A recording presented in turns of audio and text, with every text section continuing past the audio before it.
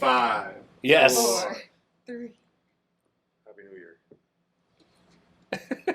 So what characteristics do you see out in the field? Like what makes a natural born leader, or what do people have to work on as they kind of One of the things that I was thinking as we were kind of talking through this, I think one of the experiences that I think helps when I see people that are good at this and people who aren't is how often in your career have you had to lead without authority? Mm. So I think actually never being a people manager Yeah. makes me a better leader. That I've never had that experience. I've never had a direct report, but I've never had that as a default to fall back on. It's like, oh well, I control this guy's race, so he's just going to do whatever I say. Right. It's more about how do I work with them to get the best out of them. And it's one of the things people that talk about all these management books they read. Like, I don't read management books. If I want to learn about that, I read coaching books. Yeah. Because coaches, like I said, I always go back to basketball analogies usually. Like, if I'm a basketball coach on the sideline, like, I cannot shoot that game-winning shot. All I can do is prepare my people to be in the best position possible so that they can shoot that game-winning shot. Like I said, once I finally kind of had that clicked with me when I was in that role, and I've been able to kind of keep that with, because then when I went from being a Scrum Master to a release train engineer, I took it even up a level and said, I work for my Scrum Masters.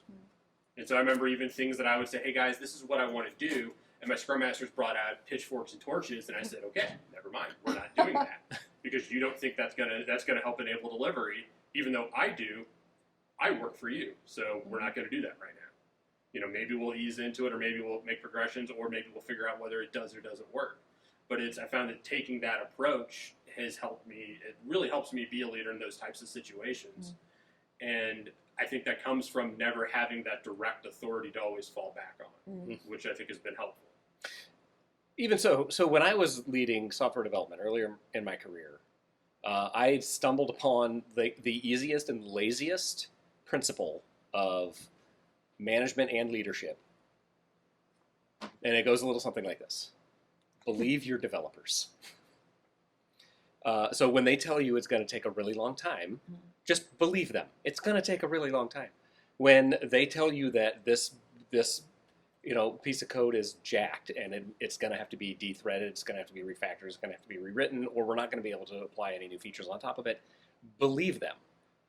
If they're like, this is way too much for us to be able to do, believe them. And then act on the knowledge that you now have because you believe them.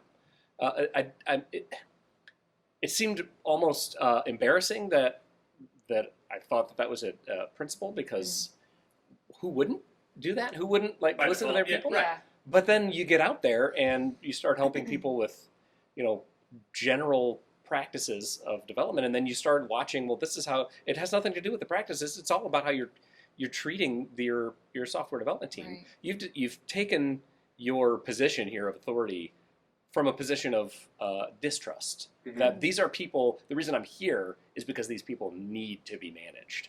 Right. They need to be served. Yeah. Because they're smarter than you.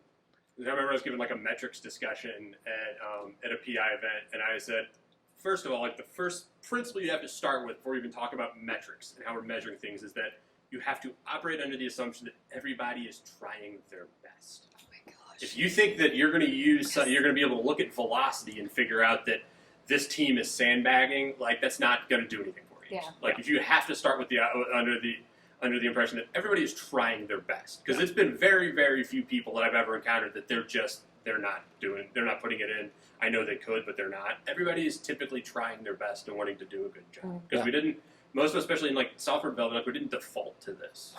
This is the thing we wanted to do. It's I couldn't really make it as an NFL quarterback, so I've decided to be a Java developer. That doesn't really happen.